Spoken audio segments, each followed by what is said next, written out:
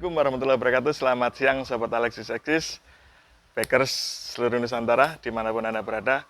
Oke, siang hari ini kita masih di program vlog Ayo Rek Melaku nang Surabaya. Siang hari ini kita berada di tempat yang sangat spesial dan fenomenal, yaitu Hotel Majapahit. Ya, di sini banyak sekali sejarah, 1001 sejarah tentang kota Surabaya dan juga revolusi kemerdekaan Indonesia. Dan siang hari ini kita akan menghadirkan narasumber yang sangat famous, familiar, dan tentunya paham dengan sejarah, baik itu tentang Hotel Majapahit ataupun sejarah perjuangan arek-arek Surabaya dan bangsa Indonesia untuk lepas dari penjajahan. Oke, mari kita simak liputannya.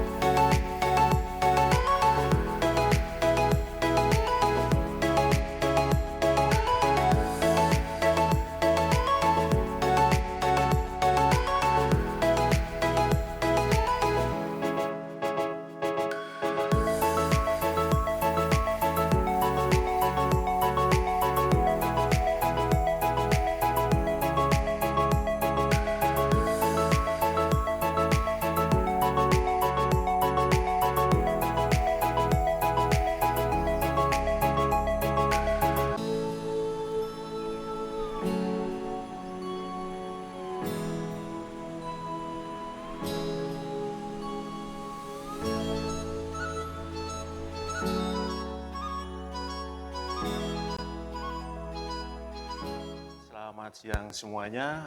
Kali ini saya akan menjelaskan tentang sejarah bangunan Hotel Majapahit, yang mana dulunya namanya Hotel Oranye. Ya, jadi Hotel Oranye itu dibangun tahun 1910 oleh Lucas Martin Sarkis yang berkebangsaan dari negara Armenia. Kita ulas sedikit tentang negara Armenia di mana, yang mana posisinya terletak di Asia Barat yang berbatasan dengan sebelah barat itu negara Turki, di sebelah timur itu negara Azerbaijan, sebelah utara Georgia, dan sebelah selatan Iran dengan ibu kota Yerevan, dan diapit oleh Laut Hitam dan Laut Kaspia. Nah, awal pertama kali negara Armenia ke Nusantara, ya waktu itu masih bernama Nusantara dan Hindia Belanda, di abad 13 dan 14 melalui perjalanan negara Belanda, Asia Tenggara, dan masuk ke Hindia Belanda. Nah, negara Armenia ini adalah negara perantau ya, yang mana tujuannya adalah berdagang. Salah satunya rempah-rempah, karpet, pewarna, dan kapas dari Belanda menuju ke Asia Tenggara dan ke Indonesia. Nah, masuknya ke Indonesia ini di abad 16 dan 17, kurang lebih segitu ya. Nah, setelah itu ada beberapa orang Armenia, Sarkis Brother yang kita kenal, ada 4 orang yang semuanya lahir di kota Zulfa, Teheran, Iran, mulai tahun 1852, 61, 62, sama 68, yang bernama Martin Sarkis, Tigran, Afed, dan yang terakhir Arsak. Nah, dari 4 bersaudara ini ada 1 orang yang memulai dengan bisnis perhotelan ketika itu di umur 23 tahun yang bernama Tigran. Dia membangun hotel, ya membeli hotel di Malaysia, di Penang, di awal tahun 1884. Setelah itu berkembang membeli Oriental di Malaysia dan di Singapura, salah satunya Hotel Raffles, Strand Hotel di Burma, terus Adelphi di Singapura, CV Hotel di Singapura juga, di Bombay, India, Grand Calcutta, dan Crack Hotel di Malaysia. Di Indonesia salah satunya ada 2 hotel Oranye yang bernama Hotel Oranye di Makassar, di Surabaya, di Malang juga ada Kartika Wijaya, Niagara Hotel, dan di Surabaya juga ada Hotel Georgina, Hotel Sarkis di daerah Embong Malang. Nah, setelah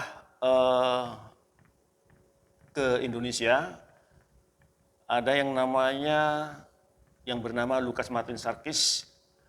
Ketika waktu itu lahir di 1876, dia mengikuti saudara laki-lakinya ke Malang. Nah, di Malang dia membuka suatu kelontong dan akhirnya berakhir sukses dan pindah ke Surabaya di tahun 1900 dan membeli sebuah lahan di Surabaya, kurang lebih waktu itu 500.000 gulden ya.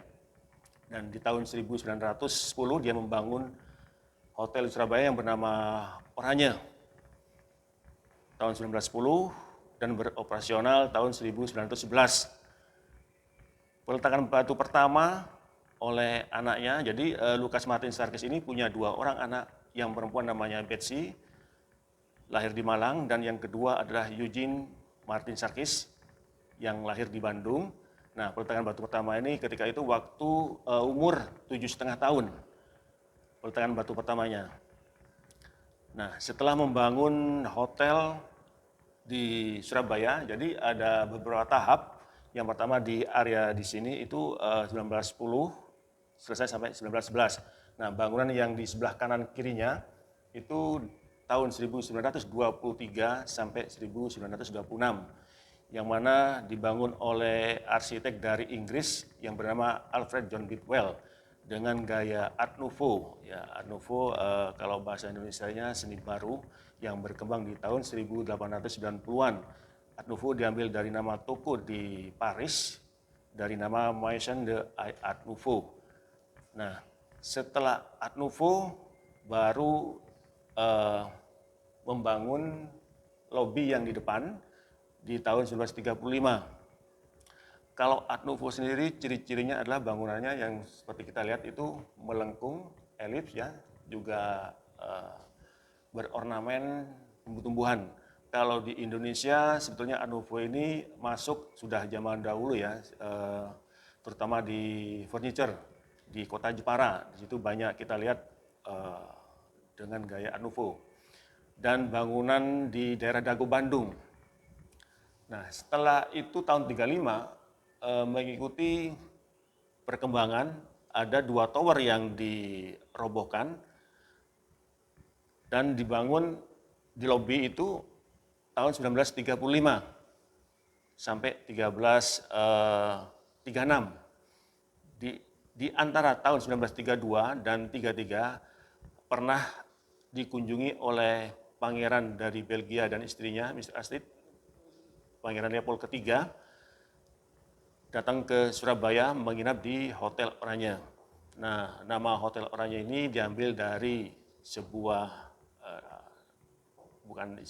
nama pangeran di Belanda yang bernama Willem van Oranje. Jadi Lucas Martin Sarkis ini ingin mengabadikan pangeran tersebut karena Pangeran Willem van Oranje ini berhasil mengusir dari Belanda dari jajahan Spanyol.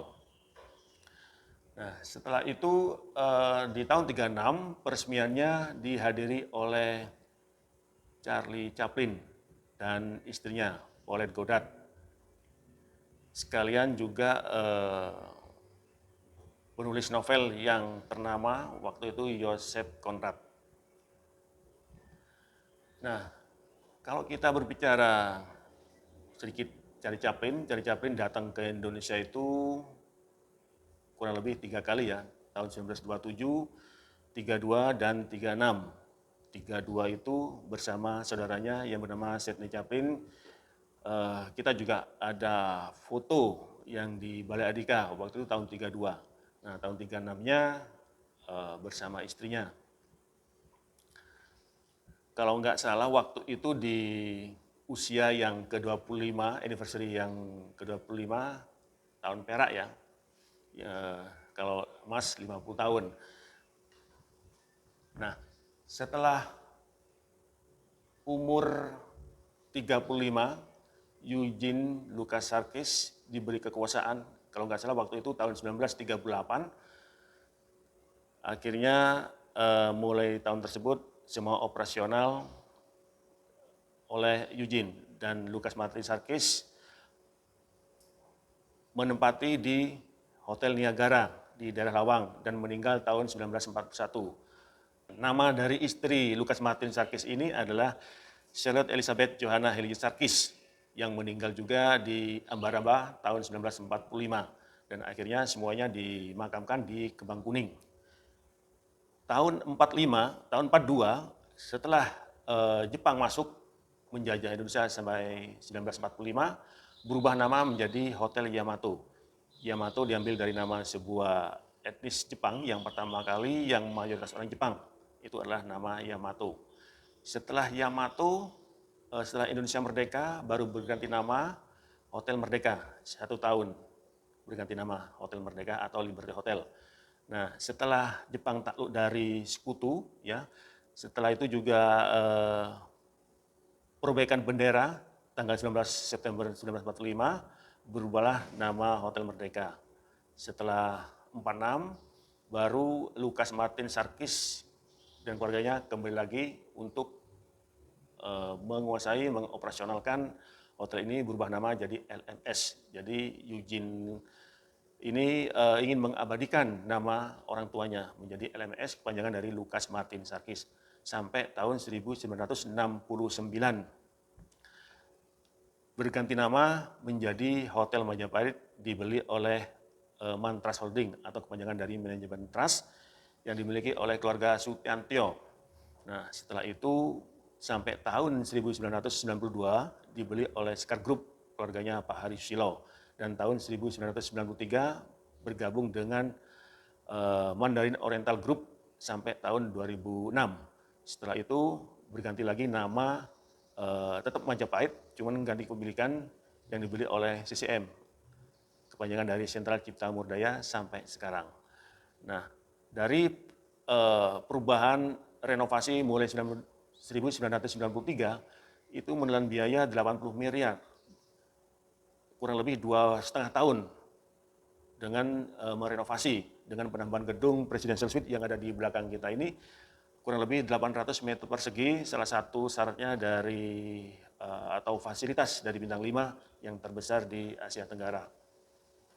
Jadi itu penjelasan dari nama Hotel Oranye sampai sekarang. Ada penambahan bangunan yang di lobi itu dibangun tahun 1935 sampai 1936 dengan gaya Art Deco.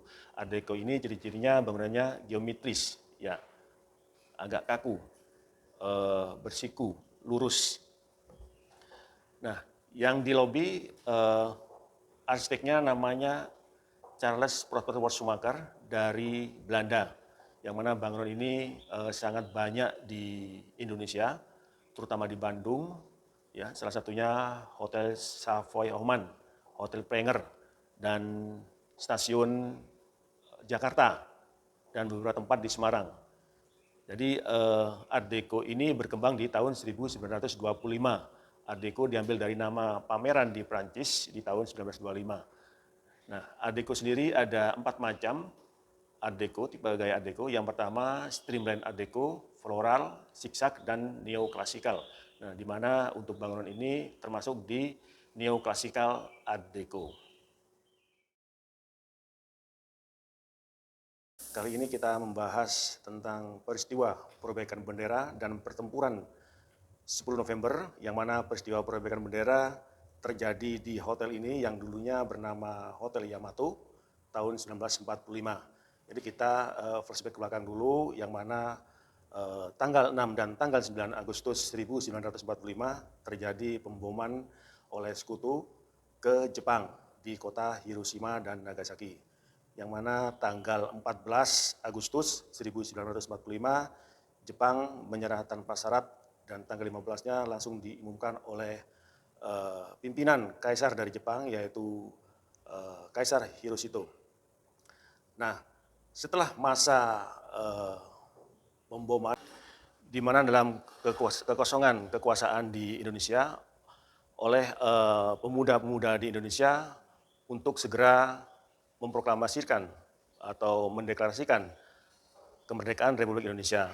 Yang kita tahu, yang kita pernah membaca, yang terjadi di Rengas Dengklok, yang mana golongan muda menculik Soekarno dan Hatta untuk segera memproklamasikan kemerdekaan Republik Indonesia. Dan tepat tanggal 17 Agustus 1945, Indonesia resmi merdeka. Berjalannya waktu di akhir bulan Agustus, Presiden Soekarno memberikan maklumat mulai tanggal 1 September seluruh Indonesia mengibarkan bendera merah putih di seluruh Indonesia. Setelah perjalannya waktu, ada beberapa orang Belanda ya, yang bernama Mr. Plukman yang menginap di kamar 33 di tanggal 18 malam, tepatnya kurang lebih di jam 9 malam, mengibarkan bendera Belanda di tower sebelah kanan Hotel Yamato.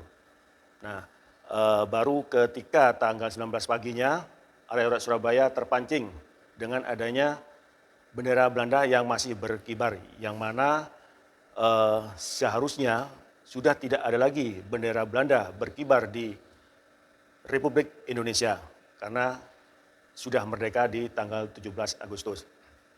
Nah, akhirnya di tepatnya jam 7 pagi sudah banyak masyarakat area Surabaya berkumpul di depan Hotel Yamato untuk memprotes adanya bendera Belanda.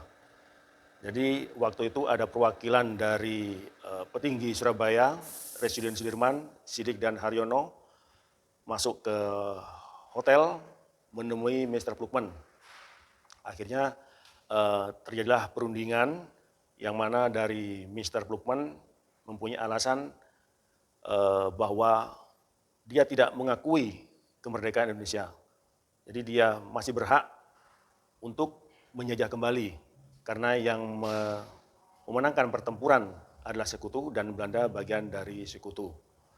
Dari pihak Surabaya mempunyai alasan tersendiri karena pertama tidak mempunyai izin untuk mengibarkan bendera Belanda. Yang kedua merasa kedaulatannya dihina dengan adanya bendera Belanda.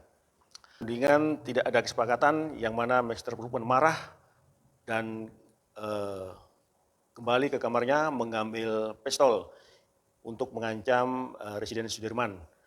Nah, merasa terancam, akhirnya Siddik menendang tangannya Mr. Plukman dan terjadilah pergumulan atau perkelahian dan pada akhirnya Mr. Plukman tewas di area lobi. Dan akhirnya juga Siddik dengan bantuan tentara Belanda yang ada terbunuh dengan senjata atau kelewang waktu itu. Nah, setelah perkelahian antara Siddik dan Plukman, Residen Sudirman dan Haryono lari keluar untuk menyelamatkan dan Haryono kembali lagi naik ke tiang bendera dan di situ juga sudah ada yang menunggu yang bernama Kusno Wibowo, yang mana waktu itu Kusno Wibowo lah yang merobek bendera Belanda. Bendera birunya dirobek, dibuang dan dinaikkan lagi. Dan terjadi penembakan yang mana Haryono terkena tembakan di kepalanya dan dibawa ke rumah sakit. Setelah peristiwa perobekan bendera, berjalannya waktu di bulan Oktober, datanglah dari pasukan Inggris, Brigade yang ke-49 yang dipimpin oleh Jenderal Malabi untuk melakukan pendaratan di Surabaya. Sebetulnya Jenderal Malabi ini adalah berpangkat mayor. Karena belum pernah memimpin pasukan, akhirnya oleh Jenderal Mombaten diturunkan pangkatnya menjadi Brigjen, yang mana Malabi ini adalah perwira administrasi. Jadi merupakan suatu kebanggaan kalau misalnya menjadi sebuah pemimpin pasukan tempur. Nah, di tanggal 25 datang ke Surabaya melakukan pendaratan dan melakukan perjanjian dengan Gubernur Suryo, yang mana dalam perjanjian itu Malabi berjanji tidak akan merebut senjata hasil rampasan dari Jepang dan menjaga ketertiban di kota Surabaya. Tanggal 26 terjadi penyebaran pamflet dari kapal terbang, yang mana pamflet itu yang berisikan bahwa semua senjata harus diserahkan kepada Inggris. Dengan adanya pamflet, Gubernur Suryo mengkonfirmasikan kepada Malabi bahwa tidak sesuai dengan perjanjian di awal. Yang mana dari pamflet tadi, informasi dari Malabi atas perintah atasannya yang ada di Jakarta.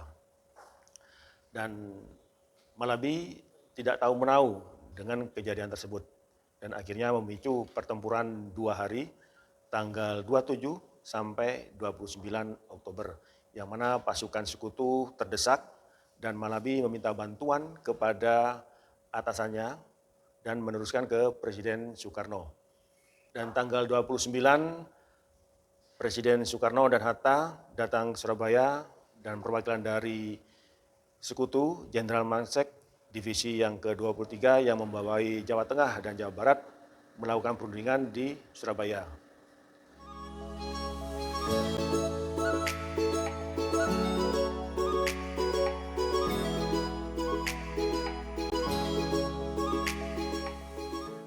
Hasil perundingan oleh sekutu dan Presiden Soekarno selaku pihak perwakilan dari Republik Indonesia adalah salah satunya penarikan pasukan dari kota ke Tanjung Perak, dan yang kedua adalah gencatan senjata, dan yang ketiga adalah saling menjaga ketertiban dan keamanan di Surabaya.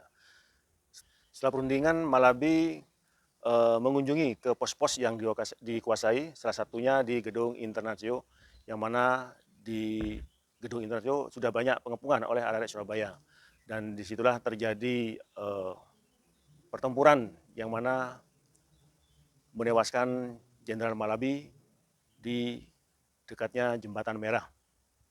Setelah tewasnya Malabi, Inggris marah dan akan membalas dendam untuk Surabaya.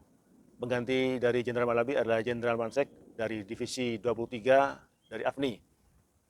Tanggal 7, Jenderal Mansek datang ke Surabaya untuk membalas dendam dan memberikan ultimatum bahwa Surabaya harus menyerah tanpa syarat dan menyerahkan semua senjata hasil rampasan dari Jepang.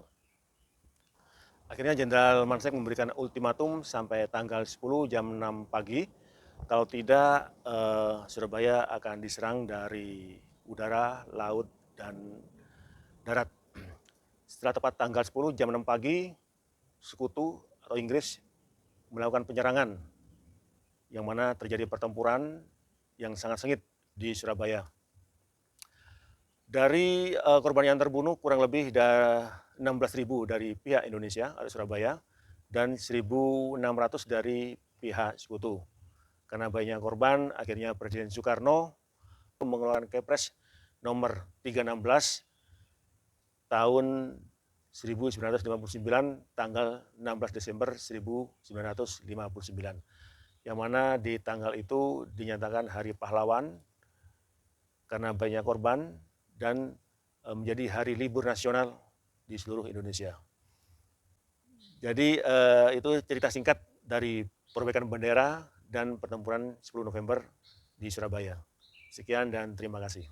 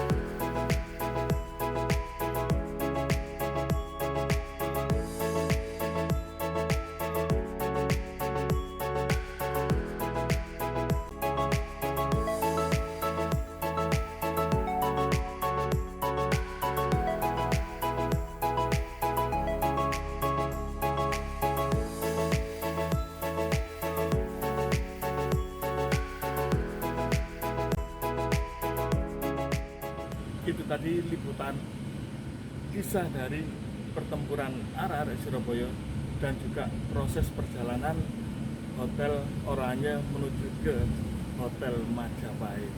Oke guys, simak terus liputan kami. Jangan lupa follow YouTube Alexis, Arek Alexis Surabaya. Alexis Exis.